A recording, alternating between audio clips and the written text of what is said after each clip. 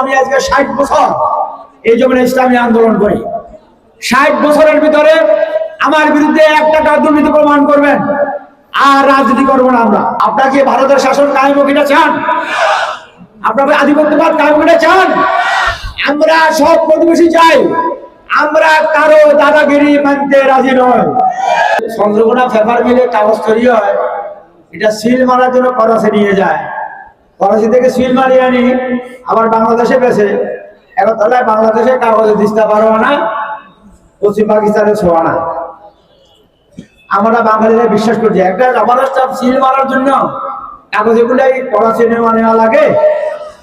আমরা কি এখন সেরকম বেকুব আছি? কথা বলেন না কেন? এখন তো আমাদের রিক্সাওয়ালা, ঠেলা গাড়িওয়ালা, ভ্যানওয়ালা, হোটেল শ্রমিক, আমার গার্মেন্টস শ্রমিক, আমাদের আমার দিন মজুর যারা আছে, এই বাইরা যে রাজনীতি বুঝে, আমিও ততটুকু বুঝি না। এই জন্য আপনাদের যে বাইরে আজকে বিভিন্ন ওয়াদা দিচ্ছেন, বিভিন্ন বক্তব্য দিচ্ছেন, আপনাদের এই সমস্ত কথা এদেশের মানুষ ধোকায় পড়বে না। এদেশের বহু সচেতন, তাদেরকে ধোকা দেওয়ার চেষ্টা করবেন না, মিথ্যা ওয়াদা আপনারা বিশ্বাস করবেন না।